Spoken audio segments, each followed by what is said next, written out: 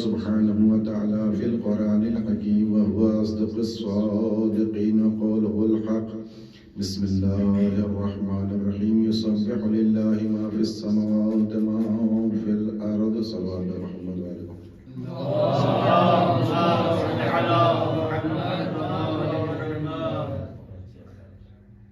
قرآن مجید کے مقدس اور پاکیزہ الفاظ کی تلاوت کا شرف حاصل کیا ہے، جس میں پروردگار عالم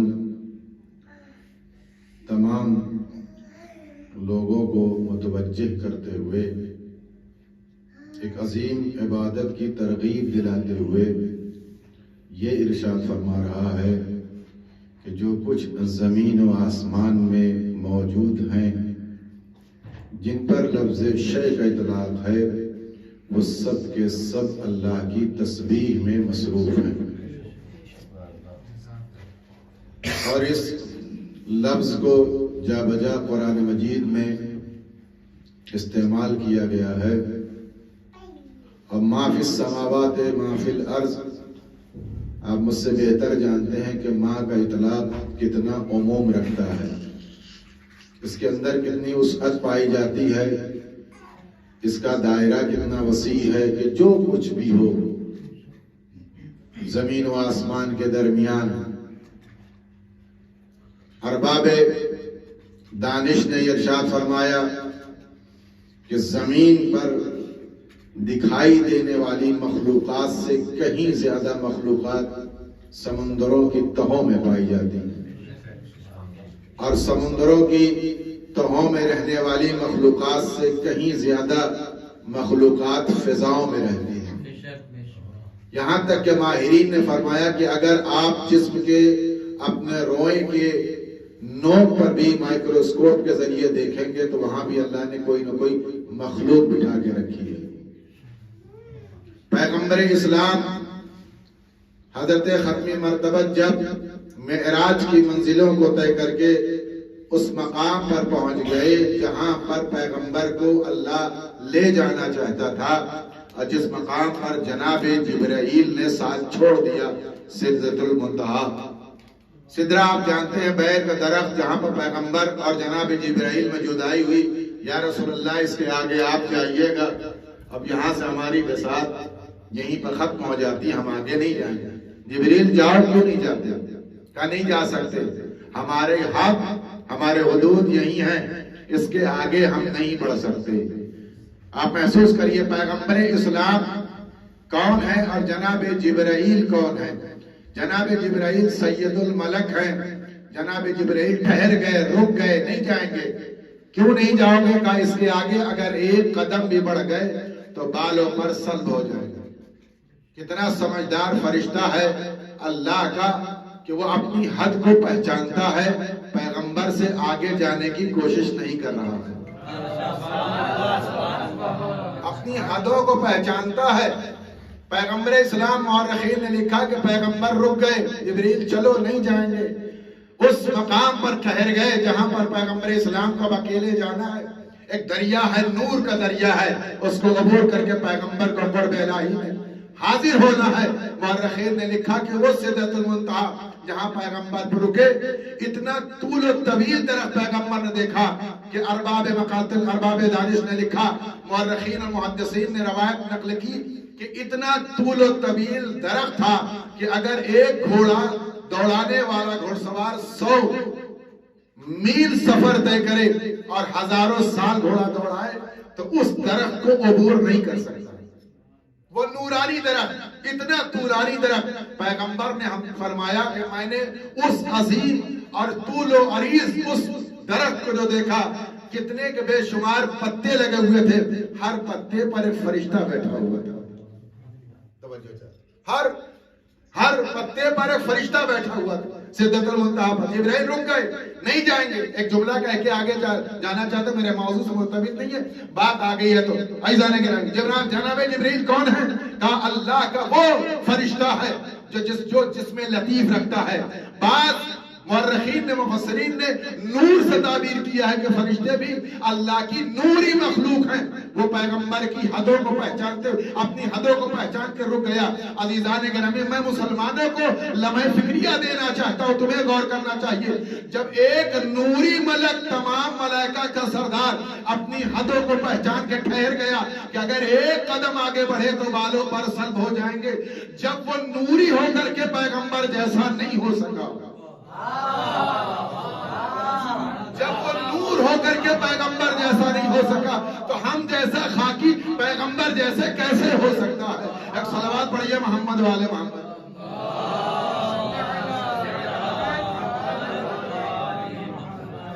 غرض یہ کہ ہر پتے پر ایک فرشتہ ہے, اور اللہ کیا کہہ رہا ہے اس آیت میں کہ جو کچھ بھی زمین و آسمان کے درمیان ہے سب اللہ کی تسبیح میں مصروف ہیں, سب اللہ کا ذکر کر رہے ہیں. امام علیہ السلام نے ارشاد فرمایا, پانچویں امام نے, کہ اگر تم تسبیح کو جاننا چاہتے ہو تو سنو, تم ان تسبیحوں کو درک نہیں کر سکتے. تسبیح دو قسم کی ہوتی ہے, یعنی دو قسم کی صوت اور آواز کو تاریخ نے نقل کیا, ایک زبان حال, ایک زبان مقال. زبان مقال یہ ہے کہ جو آپ زبان سے تسبیح کو انجام دے رہے ہیں. زبان حال کیا ہے؟ ہر وہ چیز جو اللہ کے وجود پر دلیل ہو وہ زبان حال کہلاتی ہے. عزیزوں, پرندے کی آواز ہم سمجھ نہیں سکتے ہیں, لیکن اللہ جانتا ہے کہ یہ آواز نہیں ہے, یہ تسبیح ہے. امام نے فرمایا کہ قرآن مجید میں کہا گیا کہ وہ پرندہ جو اپنے پروں کو فضاؤں میں کھولتا ہے اس سے جو آواز ہوتی ہے وہ آواز نہیں, اللہ کی بارگاہ میں تسبیح گردانی جاتی ہے. توجہ کیجئے, وہ اللہ کی بارگاہ میں تسبیح ہے. پانچویں امام نے فرمایا گرنے والی دیوار سے جو آواز آتی ہے وہ تسبیح, وہ آواز نہیں ہوتی, وہ اللہ کی بارگاہ میں تسبیح ہے. عزیزان گرامی, پیغمبر نے فرمایا کہ سواری رکھنے کے آداب ہیں, شرائط ہیں, اخلاق ہیں, کچھ شرائط پائے جاتے ہیں. کیسی سواری؟ جو لوگ سواری رکھتے ہیں کا پہلا ادب یہ ہے کہ ان کے کھانے اور دانے کا انتظام کیا جائے. اگر کھانے اور دانے کا انتظام نہ ہو تو سواری رکھنا تمہارے لیے مکروہ ہے, بلکہ یہی سواری تمہارے رزق کے تنگی کا سبب بن جائے گی. لیکن اگر تم نے سواری کے اپنی طریقے سے اس کا اہتمام کیا ہے, جیسے تم اپنے شکم سیر ہونے کے رزق کے اعتبار سے اپنے لیے تمام چیزوں کو فراہم کرتے ہو, اس کے بعد پیغمبر نے فرمایا کہ آداب میں سے ہے جب تم سواری پر سوار ہو اور دوران سفر کوئی تم سے ملاقات کے لیا جائے تو اپنی سواری پر سوار رہ کر کے اس سے گفتگو نہ کرو, نیچے اترو, اس جانور کا احترام کرو, اس کو بلا وجہ بوجھ اس کا اپنے اوپر نہ ڈالو. عزیزان گرامی, تمام شرائط میں سے اہم شرط پیغمبر نے فرمایا کہ اپنی سواری کو اپنی ذات سے متصل کرنے کے لیے جو علامتیں لگاتے ہو تو چہروں پر علامتیں نہ لگانا. یا رسول اللہ, کیوں؟ کہ اس لیے کہ انہی چہروں سے یہ جانور اللہ کی تسبیح کرتے ہیں. محسوس کیجئے گا, یہی جانور اللہ کی تسبیح پڑھتے ہیں. پیغمبر اسلام نے ام المومنین سے کہا یہ جو کپڑے ٹنگے نے دھو ڈالو. کہا یا رسول اللہ کل ہی تو دھلا تھا, یہ سارے کپڑے جو ہیں صاف ہیں, ہم نے ان کو پاک و پاکیزہ کر کے رکھا ہے. تو پیغمبر نے فرمایا نہیں, یہ کپڑے جب صاف ہوتے ہیں تو اللہ کی تسبیح کرتے ہیں, لیکن جب یہ میلے ہو جاتے تسبیح رک جاتی ہے. عزیزان گرامی, یہ تسبیح وہ ہے کہ جو صرف انسان کے ثواب کا ذریعہ نہیں ہے, دل سے لے کر کے وجود کے پاکیزگی کا اعلان بھی ہے. صلوات پڑھیے محمد والے محمد. معمولی عبادت نہیں ہے تسبیح. عزیزان گرامی, امام نے فرمایا وہ لوگ جو کم از کم 50 آیتوں کی تلاوت کرتے ہیں, توجہ کیجئے, کم از کم ہر روز. چھٹے امام کی بھی حدیث موجود ہے کہ شیعہ ہونے کی علامت یہ ہے کہ کم از کم ہر دن 50 آیتوں کی تلاوت کرتا ہو. اگر 50 آیتوں کی تلاوت نہیں کرتا ہے تو ہم میں سے نہیں ہے. اگر کوئی 50 آیتوں کی تلاوت کرتا ہے تو اس کا شمار غافلین میں سے نہیں ہے. توجہ کیجئے, اس کا شمار غافلین میں نہیں ہے. اور اگر اس سے زیادہ کوئی تلاوت کرتا ہے تو غافلین میں سے نہیں ہے, بلکہ اس کا شمار ذاکرین میں سے ہے. اس کے آگے کی تعداد نہیں بیان کی گئی 50 تک. اگر کوئی 50 آیتوں کی تلاوت کرتا ہے تو وہ اللہ کی نگاہ میں غافلین میں سے نہیں, ذاکرین میں سے ہے. لیکن امام نے فرمایا اور پیغمبر نے فرمایا 50 آیتوں کی تلاوت کرنے والا ذاکرین میں سے ہے, لیکن ذکر کثیر کرنے والوں میں سے نہیں ہے. توجہ چاہتا ہوں, ذکر کثیر انجام دینے والوں میں سے نہیں ہے. پیغمبر نے فرمایا جو شخص ہماری بیٹی فاطمہ کی تسبیح کو انجام دیتا ہے ہر نماز کے بعد, اس کا شمار ذاکرین میں سے نہیں, ذکر کثیر کرنے والوں میں سے ہے. صلوات بھائی محمد و آل محمد.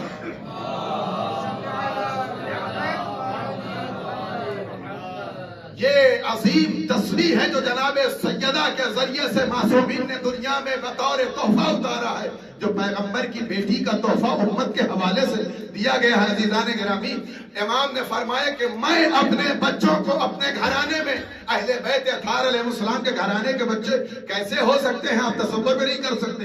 عزیزان, امام نے فرمایا میں اپنے بچوں کو اس تسبیح کو ویسے ہی سکھاتا ہوں جیسے نماز کی تلقین کی جاتی ہے, جیسے نماز کی تلقین کی جاتی. اگر کوئی شخص نماز تمام کرنے کے بعد اپنا پہلو طے کر کے بیٹھا رہے اور اپنا پہلو تبدیل نہ کرے اور اس تسبیح کو تمام کرے, جیسے ہی تسبیح تمام ہوتی ہے اللہ فرشتے کے ذریعے سے جنت کی بشارت دے دیتا ہے. ایک تسبیح پڑھنے کی بنا پر اللہ جنت کی بشارت دے دیتا ہے. یہاں تک کہ امام نے فرمایا اگر کوئی شخص چاہے نماز واجب ہو چاہے نماز مستحب ہو, کوئی بھی نماز ہو, جیسی بھی نماز ہو جس عالم میں پڑھی گئی ہو, اگر کوئی نماز کو تمام کرنے کے بعد جیسے ہی جناب سیدہ کی تسبیح کو پڑھتا ہے اللہ اس کی تسبیح کے مقابل میں 1000 رکعتوں کا ثواب درج کر دیتا ہے. آپ محسوس کر سکتے ہیں افضل ذکر تسبیح ہے جناب سیدہ, افضل عبادت تسبیح ہے جناب سیدہ. اگر کوئی شخص اللہ کی بارگاہ میں ذاکرین میں شمار ہونا چاہتا ہے, ذکر کثیر کرنے والوں میں شمار ہونا چاہیے, تو اس کو چاہیے کہ جناب سیدہ کی تسبیح کو انجام دے. جناب سیدہ کو بادشاہ امام سے پوچھا کہ مولا اس تسبیح کی اہمیت کیا ہے. امام نے فرمایا اس تسبیح کی اہمیت جاننا چاہتے ہو, اس تسبیح کی اہمیت یوں سمجھو کہ پیغمبر کون ہے, کہ پیغمبر دنیا کے سب سے عظیم بشر ہے, خلق عظیم پر فائز ہونے والا رسول, سید الانبیاء سید المرسلین, جس کی نبوت کے لیے 1,24,000 پیغمبروں کو دنیا میں اتارا گیا بطور تبعید. ہر نبی پر ضروری تھا کہ آپ کی نبوت کا عہد بھی کرے اور آپ کی نبوت کا اعلان بھی کرے. اتنا بڑا نبی, اور جب انسان جس معیار پر بلند ہوتا ہے اسی معیار کا تحفہ بھی پیش کرتا ہے. تحفے کی قیمت دینے والے کے حیثیت کے اعتبار سے اور جس کو دیا جا رہا ہے اس کے وقار کے اعتبار سے تحفے کی قیمت بڑھ جاتی ہے. عزیزان, مدرسے کا طالب علم کسی کو تحفہ دے اس کی قیمت کچھ اور ہے. مدرسے کا استاد اگر کسی کوئی تحفہ دے اس کی اہمیت کچھ اور ہے. مدرسے کا مدیر اگر کوئی تحفہ دے تو اس کی اہمیت کچھ اور ہے. حوزے کا ذمہ دار کوئی تحفہ دے تو اس کی اہمیت کچھ اور ہے. اگر کوئی مرجع مجتہد کسی کو تحفہ دے تو اس کی اہمیت کچھ اور ہے. عالم دورہ اگر کسی کو تحفہ دے تو اس کی اہمیت کچھ اور ہے.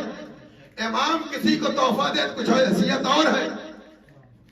پیغمبر اسلام, توجہ کیجئے کہ امام نے فرمایا پیغمبر اسلام تحفہ دینے جا رہے ہیں. جس نے تحفہ دیا وہ سید الانبیاء ہے, جس کو تحفہ دیا وہ سیدۃ نساء العالمین ہے.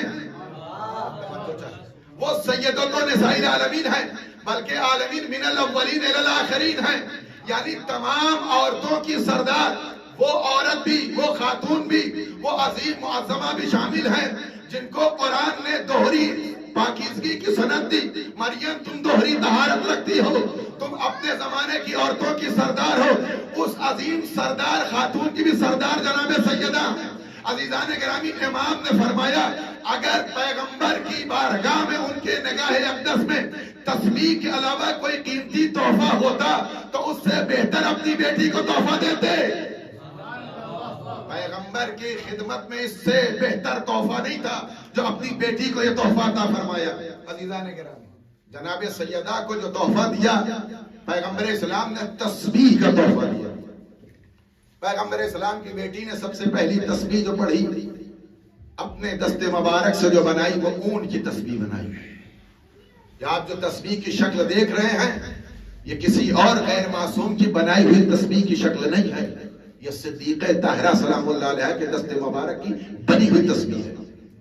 سب سے پہلی تسبیح اون کی بنائی اور سب سے پہلی تسبیح صدیقہ طاہرہ نے پڑھی، اور اس کے بعد جب جناب حمزہ سید الشہداء کی شہادت ہوئی تو جناب صدیقہ طاہرہ جناب حمزہ کی قبر اطہر پر آئیں اور دوران گریہ وہاں سے مٹی اٹھایا اور اپنے دست مبارک سے گوندا تسبیح تیار کی، اور جناب سیدہ نے جب تک اپنی زندگی میں با حیات آپ رہی اسی سے تسبیح پڑھتی رہی۔ ایک صلوات پڑھتے ہیں محمد والے محمد۔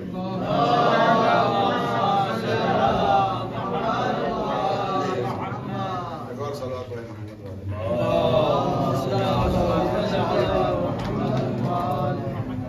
جب تک آپ با حیات رہی ہیں اسی تسبیح کے ذریعے سے تسبیح آپ پڑھتی رہی عزیزان گرامی۔ اس کے بعد جناب سیدہ سلام اللہ علیہ نے اس تسبیح کو دنیا میں اس انداز میں رائج کیا کہ تسبیح اور جناب سیدہ کا نام لازم و ملزوم بن گیا، اور اتنی کثرت سے تسبیح پڑھی گئی کہ اہل مدینہ نے کہا کہ کوئی وقت ایسا نہیں رہتا تھا کہ جناب سیدہ کا گھر تسبیح سے خالی رہا ہو، تسبیح سے عاری رہا ہو، یعنی جناب سیدہ کا گھر تو ہو لیکن تسبیح نہ ہو رہی ہے ممکن نہیں ہے، بلکہ قرآن کے نقطہ نظر سے دیکھا جائے تو یہ تسبیح اپنے زمانے میں قرآن مجید کے اعتبار سے زمانے کے امام اور حجت خدا کے وجود پر دلیل ہے، اس لیے کہ قرآن سورہ نور میں کہہ رہا ہے اللہ نور السماوات والارض مثل نوری کا مشکات، اللہ اس زمین و آسمان کا نور ہے، اپنے نور کو اللہ نے مشکات میں ودیت کیا ہے، مثال دی ہے۔ مشکات سے مراد کیا ہے؟ پانچویں امام نے فرمایا جدتنا فاطمہ ہے مشکات، میری جدہ فاطمہ مشکات ہے۔ مشکات اس مرکز کو کہتے ہیں جہاں پر چراغ جلایا جاتا ہے، اگر چراغ نہ ہو، توجہ چاہتا ہوں، اگر وہ مرکز نہ ہو تو چراغ کا نور کہیں پھیل نہیں سکتا۔ اس حال کو اگر روشن کرنا ہے، کونا کونا منور کرنا ہے تو ایسی جگہ بنائیے جہاں پر چراغ رکھا جائے اور ایسے پوائنٹ پر رکھا جائے جہاں برابر سے نور پہنچ جائے۔ توجہ چاہتا ہوں، جناب سیدہ اسلام کی وہ ایسی مرکزیت کا نام ہے جہاں سے طہارت بھی مطمئن ہوتی ہے، عصمت بھی مطمئن ہوتی ہے، رسالت بھی مطمئن ہوتی ہے، نبوت بھی مطمئن ہوتی ہے۔ اسی لیے جناب جبرائیل نے پوچھا پروردگار اس چادر کے نیچے کون ہے؟ اللہ نے دیکھا نبوت سے تعارف نہ ہو سکے گا، امامت سے تعارف نہ ہوگا، ایک ہی ذات ہے جو برابر سے تعارف کرائے گی، ہم فاطمہ تو بابوہا وبالوہا وبنوہا۔ چادر کے نیچے کوئی اور نہیں ہے، فاطمہ ہیں، ان کے بچے، ان کا شوہر، ان کے بیٹے موجود ہیں۔ عزیزو یہ مرکزیت ہے جناب سیدہ کی۔ فی بیوت اذن اللہ ان ترفع یذکر فیہ یسبح لہ فیہا بالغدو والآصال۔ یسبح کا صیغہ بتا رہا ہے کہ ایسا گھر زمانے میں روئے زمین پر موجود ہے قرآن کی نگاہ میں جس میں صبح و شام تسبیح جاری ہے۔ ارباب فہم موجود ہے، یسبح کا صیغہ مضارع کا ہے اور دوام و استمرار بدلات کرتا ہے۔ ایک ایسا گھر جہاں صبح و شام تسبیح ہو رہی ہے۔ اہل مدینہ نے کہا کہ ایسا گھر تھا جہاں صبح و شام تسبیح ہوتی ہے۔ جناب سیدہ سو جائیں تو چکی چلتی رہی ہے۔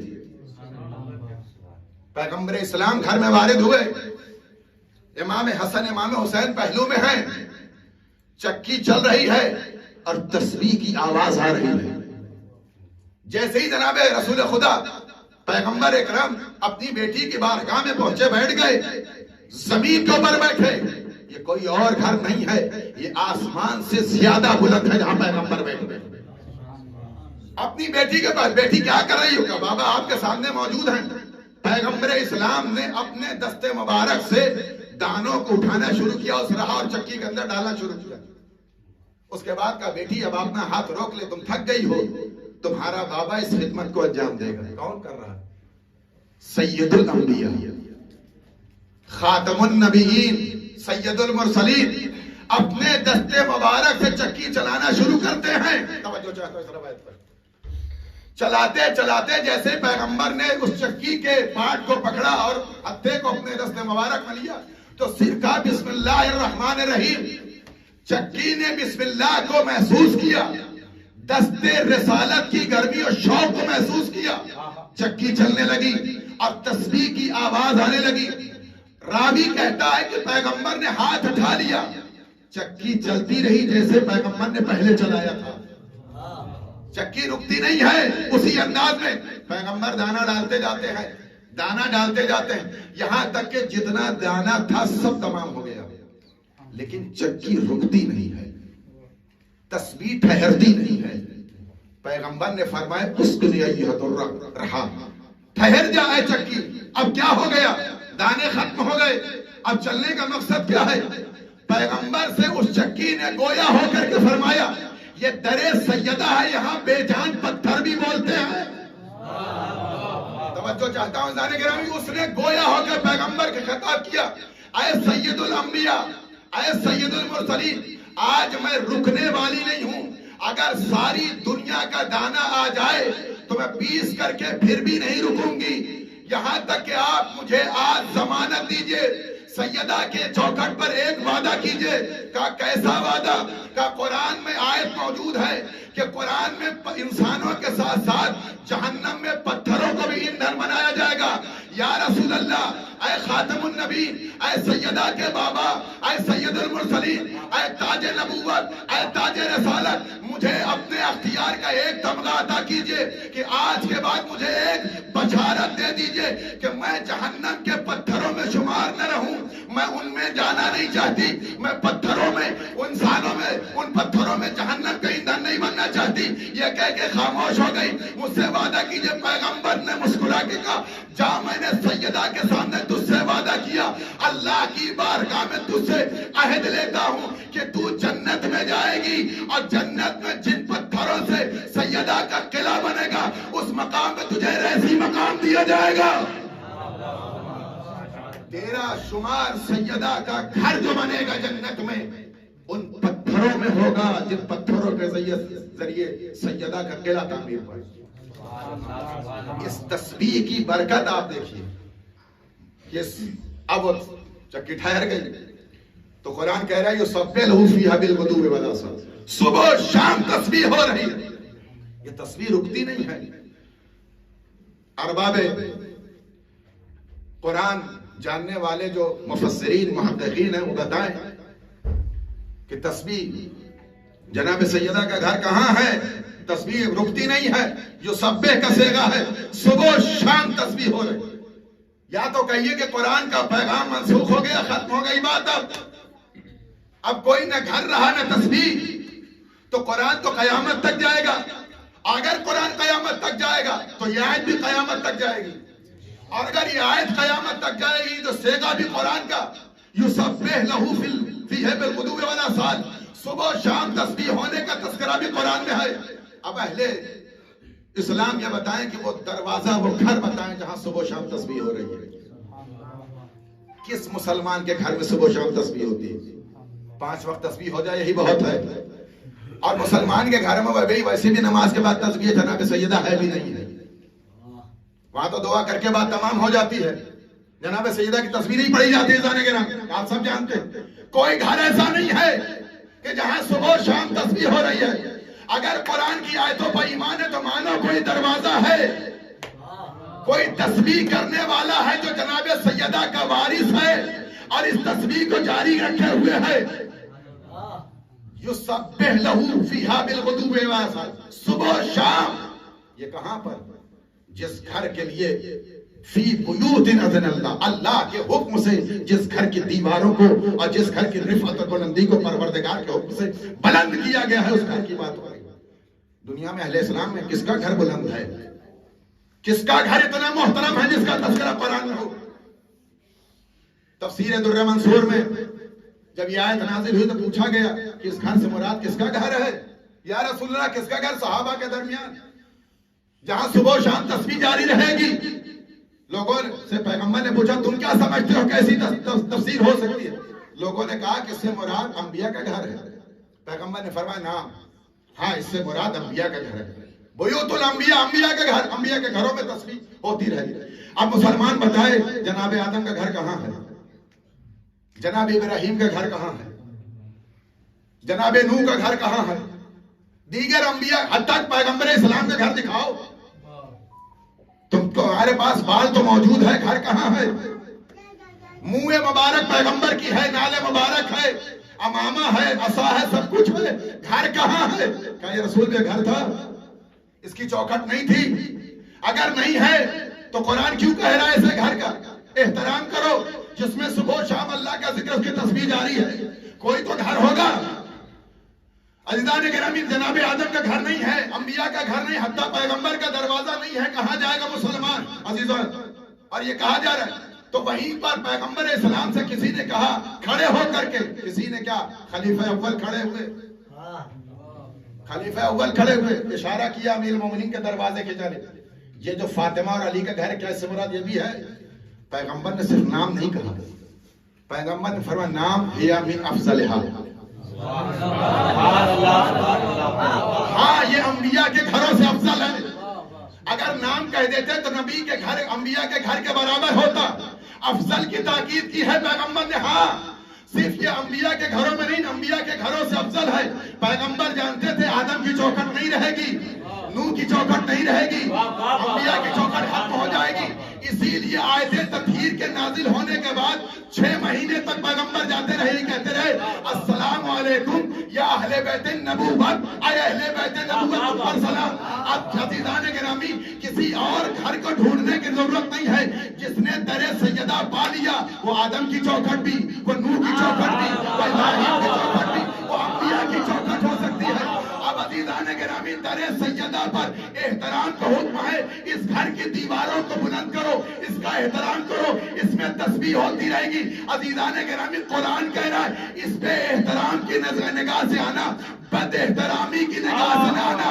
اب جو بد احترامی کی نگاہ سے آئے گا تو تنہا سیدہ کا دشمن نہیں ہوگا، آدم کے مقابل میں آنے والا شیطان ہوگا، نوح کے مقابل میں آنے والا نمرود ہوگا، موسیٰ کے مقابل میں آنے والا فرعون ہوگا۔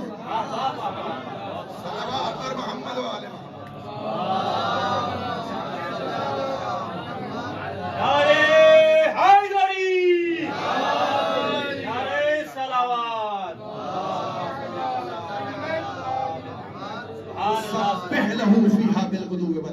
صبح و شام اس میں تسبیح جاری ہے۔ اور وارث زہرا پردے غیب میں اس سلسلے کو جاری رکھے ہوئے ہیں۔ آپ پڑھتے رہتے ہیں حضرت علی یاسین، سلام اس پر جو رکوع میں ہو، سلام اس پر جو قیام میں ہو۔ کس پر آپ سلام کرتے رہتے؟ جس کے گھر میں صبح و شام تسبیح جاری ہے۔ آخری روایت اس کے بعد ختم ہو جانے کے گرامی، مرکزیت اسلام میں جناب سیدہ کو حاصل ہے ہر لحاظ سے۔ امیر مومنین بیٹھے ہیں گھر میں اور پیغمبر بھی موجود ہیں، جناب سیدہ اور امیر مومنین میں گفتگو شروع ہوئی اپنی فضیلت کو بیان کرتے ہوئے۔ امیر مومنین نے ایک فقرہ فرمایا، پورا مفاخرہ نہیں پڑھنا ہے، ایک جملہ فرمایا، انا نون والقلم وکتاب مسطور، میں نون قلم ہوں اور وہ لکھی ہوئی تحریر۔ جیسے امام نے فرمایا، اب جناب سیدہ نے اس کے مقابل میں جملہ فرمایا، انا کتاب مسطور، فوراً جناب سیدہ نے فرمایا انا بیت المعمور۔ سبحان اللہ، سبحان اللہ۔ امام نے فرمایا کہ میں اللہ کی لکھی ہوئی کتاب کی تحریر ہوں، کتاب مسطور میں ہوں۔ صدیقہ نے فرمایا بیت معمور میں ہوں۔ بیت معمور کیا ہے ذہن کریں گے؟ کہیں ہم نے شاید نقل کیا ہوگا۔ بیت معمور کیا ہے؟ خانہ کعبہ کرۂ ارض کا مرکزی پوائنٹ ہے، زمین کو یہیں سے بچھایا گیا ہے، یہیں سے زمین اسی نقطے سے پھیل کر کے ساری دنیا کو وجود جو ملا اسی خانہ کعبہ کے زمین سے آپ کے سامنے واضح ہے۔ یعنی مرکزیت یہاں ہے اور خانہ کعبہ کو مربع بنایا گیا ہے۔ اسلام کا کوئی قانون کوئی بھی ہو ابس نہیں ہے کہ انجینئر کو اچھا لگا بنا دیا اسے ہی خانہ کعبہ بنا دو۔ ہر شے کے پیچھے اللہ کی حکمت مخفی ہے۔ اللہ حکیم ہے، اس سے بڑا حکیم کون ہو سکتا ہے؟ آخری روایت، تو مربع کیوں ہے خانہ کعبہ چوکور کیوں بنا ہے؟ اس کی کوئی حکمت تو ہوگی؟ کیا یوں ہی بنا دیا گیا؟ جہاں خانہ کعبہ کے ایک ایک پتھر کو چومنا اللہ کی حکمت ہو، شاعر الہی میں اس کا شمار ہوتا ہو، خانہ کعبہ کو یوں بنا دیا چوکور مربع؟ نہیں یہ جانے گراں گے، اللہ نے صلوات پڑھے محمد والے محمد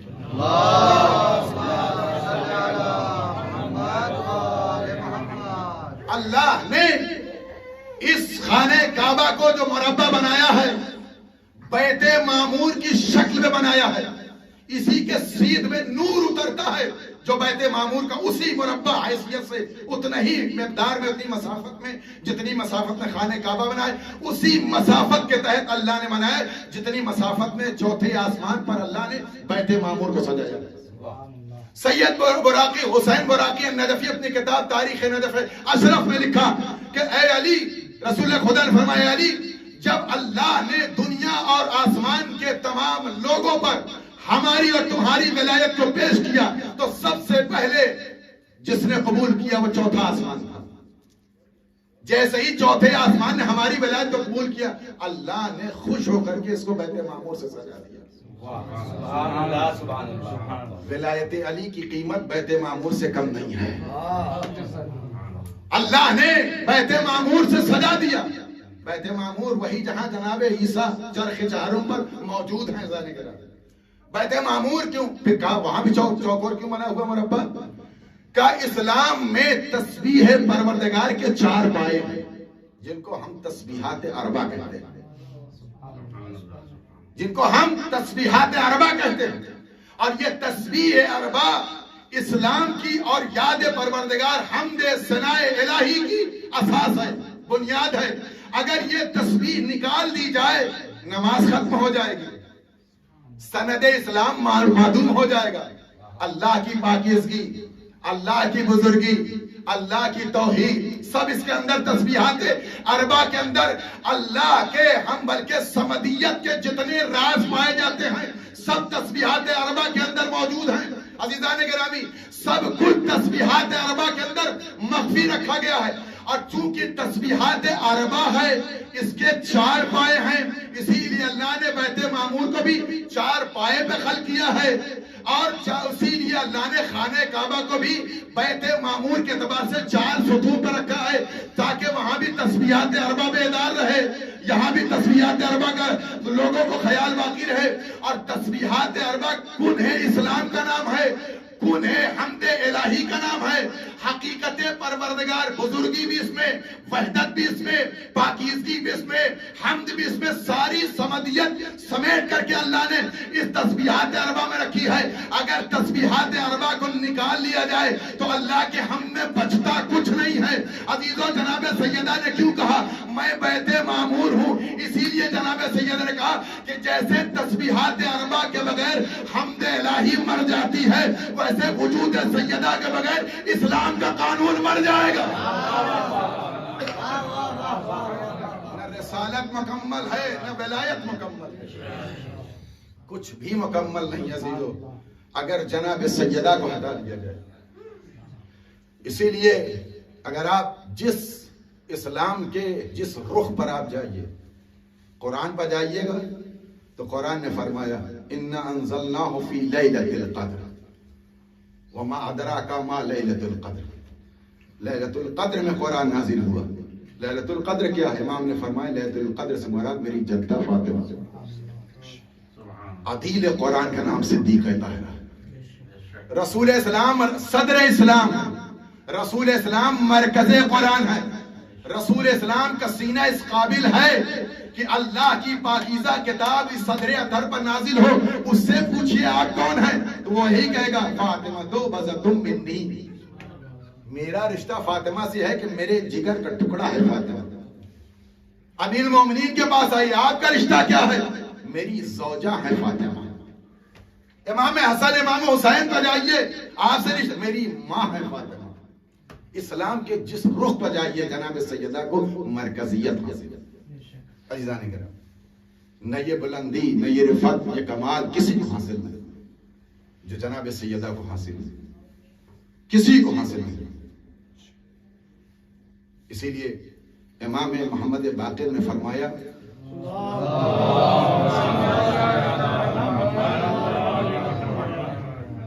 میری جدہ فاطمہ دین قیم کا نام ہے. دین قیم کا مطلب کیا ہے؟ اس کی تشریح بہت سی ہو سکتی ہے، آپ تفسیر میں جا کے دیکھ لیجیے. ریڑھ کی ہڈی جس کے اوپر اس انسان کا جسم رکا ہوا ہو، اس اساس کا نام جناب سیدہ. جہاں پر اسلام پورے وجود کے ساتھ پائیدار ہے وہ جناب سیدہ کی ذات ہے. اور اللہ کی بارگاہ میں اتنی محترم ہستی ہے یہ کہ جب واقع کربلا کو رونما کرنا ہوا تو اللہ نے 3 مرتبہ بیوی سے اجازت لی ہے. جب تک سیدہ کی تائید نہیں ہوئی اللہ نے اس قربانی کو دنیا کے سامنے پیش نہیں کیا. کتنی محترم ہے یہ خاتون. عزیزان گرامی، جناب سیدہ نے دنیا میں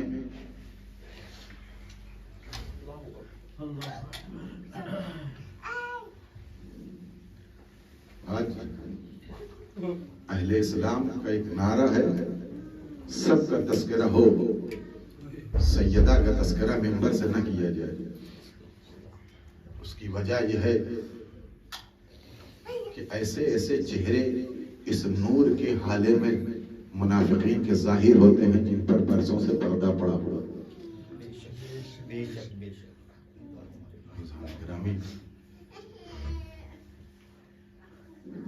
جس دروازے سے فقیر مطمئن ہوتا ہو، جہاں مسکین کو اپنے غربت کی آماجگاہ دکھائی دیتی ہو، جہاں بے سہارے کو سہارا ملتا ہو، جن کے بچے پیٹ پر پتھر باندھ لیں اور غریبوں کو کھانا کھلا دیں، ان لوگوں نے کسی کا کیا بگاڑا ہے؟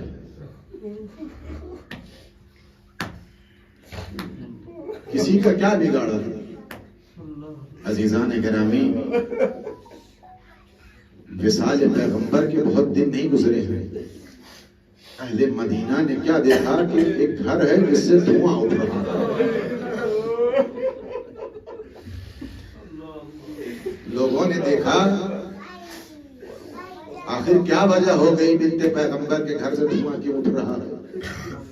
ابھی وصال پیغمبر کے کتنے دن ہو گئے، تندور روشن کر دیا گیا. لیکن جب لوگ آئے تو کیا دیکھا؟ تندور نہیں روشن ہے، گھر کا دروازہ جل رہا ہے. گھر کا دروازہ جل رہا ہے. اللہ اکبر. عزیزان گرامی، صاحب لمۃ الویزا نے لکھا کہ صرف دروازے پر لکڑیاں نہیں تھی، گھر کے چاروں طرف لکڑیاں رکھی گئی.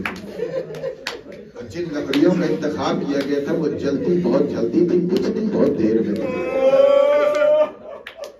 یہ ساری سازش تھی کہ پورے گھر کو جلا کے خاکستر کر دیا جائے. عزیزان گرامی، کتنی امید سے جناب سیدہ نے یہ فکرہ فرمایا تھا. کیا یہ امید جس کا بابا امت کا ذمہ دار ہو اس کے لیے پیغمبر نے فرمایا کیا تم اس کی بیٹی کے کیا تم اس گھر میں آگ لگاؤ گے جس میں رسول کے چھوٹے چھوٹے بچے رہتے؟ کتنا شقی ترین انسان بھی ہو، اگر ایک خاتون کی مجبوری کی آواز اگر آ جائے تو لوگ واپس چلے جاتے ہیں. لیکن آواز آئی وہیں، اگر کوئی بھی ہو ہمیں اس سے کوئی سروکار نہیں، ہم گھر میں آگ لگا دیں گے. ابو الحسن کو باہر نکالو. عزیز و شہزادی نے منع کیا، گھر میں آگ لگا دی گئی. عزیزان گرامی، شہزادی کا دروازہ جلنے لگا. عزیزوں ارباب مقاصد نے لکھا کہ جناب سیدہ نے دونوں ہاتھوں سے اپنے دست مبارک سے دروازے کو پکڑ لیا کہ کوئی گھر میں داخل نہ ہونے پائے. ایک اکیلی بنت پیغمبر، ادھر سے کئی لوگ دروازے کو دھکا دینے لگے. ارے چلتا ہوا دروازہ سیدہ کے پہلو پر گر گیا. عزیزان گرامی آ گئے. ابو الحسن اصفہانی کہتے ہیں کہ کوئی کیا بیان کرے سیدہ کی مصیبت کو. اگر سیدہ کا درد پوچھنا ہو تو چلتے ہوئے دروازے سے پوچھو تو پہلو پر گر گیا. اگر سیدہ کی مصیبت پوچھنا ہے تو اس کیل سے پوچھو تو سیدہ کے ہڈیوں میں در آئی. کرے. عزیزان گرامی اگر ہماری ایک انگلی شکستہ ہو جائے تو سارا وجود لرزنے لگتا ہے. اللہ اکبر. دروازے کے نیچے بنت پیغمبر ہے. عزیزان گرامی جیسے ہی دروازہ ہٹا جناب فضہ نے سہارا دیا. عزیزہ 3 پسلیاں جس کی ٹوٹ جائیں اس کے حلق سے آواز نہیں نکلتی. ڈاکٹروں کا کہنا ہے کہ سکون چھن جاتا ہے لیکن بی بی شہیدہ ولایت ہے. ایک سوال کیا اے فضہ یہ بتاؤ ابو الحسن کہاں چلے گئے؟ اللہ اکبر. اے فضہ بتاؤ علی کہاں چلے گئے؟ کہا بی بی لوگوں نے اگر رسی کا پھندا ڈالا ہے علی کی گردن میں گرفتار کر کے لے گئے. اللہ اکبر. وہ بی بی اپنی ٹوٹی ہوئی پسلیوں کا درد بھول گئی. ایک مرتبہ ابا کا سہارا لے کر کے اٹھی. دیوار کو سہارا بناتے ہوئے تھوڑا سا دم لیا. اپنی رضا کو سر بڑھایا. بی بی باہر آئی. مولا علی کو تلاش کرنے کے لیے. کتنا سنگین مرحلہ تھا, کتنا سخت مرحلہ تھا.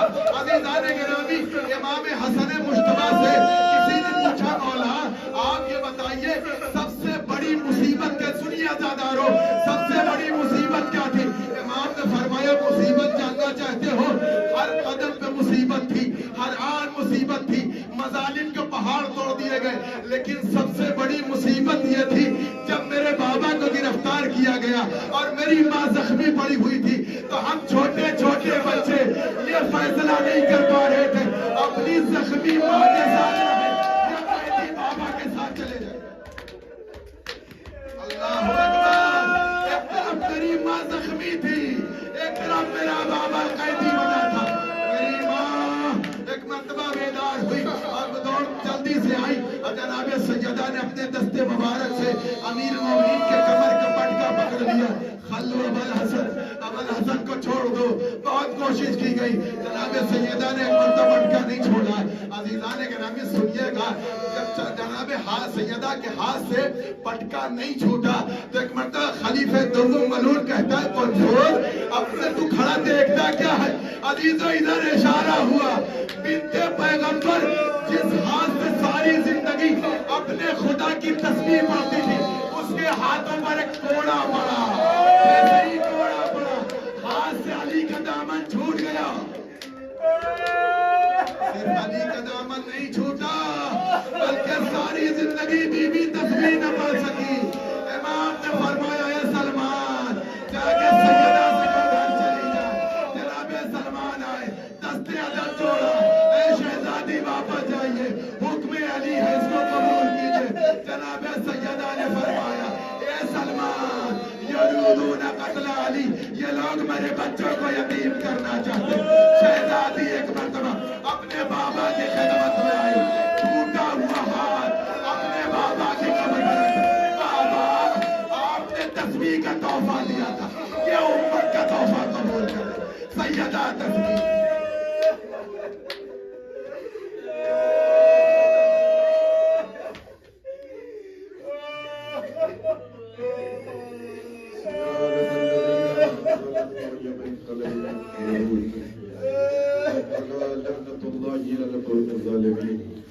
اللهم كل وليك الحجة ابن الحسن صلوات الله عليه وعلى آبائه في هذه الساعة في كل ساعة ولي وحافظ وقائد وناصر ومدد وإن حتى تسكن وتعافى وتعافى فيه بارے لگا ہمارے اس مختصر سی آواز کو قبول فرما. پروردگار شیعہ میں حضر قرار جہاں جہاں بھی جان مال عزت آبرو کی حفاظت فرما. علماء کرام بنا جیزان کی حفاظت فرما. ہماری توفیقات خیر میں اضافہ فرما. پروردگار تمام حاضرین کی شرعی حاجتوں کو قبول فرما. پروردگار صاحب اعضاء کی تمام مشکلات کا درگزر فرما. ان کی تمام پریشانیوں کو دور فرما. جو مقروض و قرض غیر سے ادا فرما. پروردگار بیوی کے ذکر کے صدقے ہم کو اہل بیت علیہ السلام کے چاہنے والوں میں شمار. ہمارے عمل سے ہمارے ایمان کو راضی خوشنود فرما.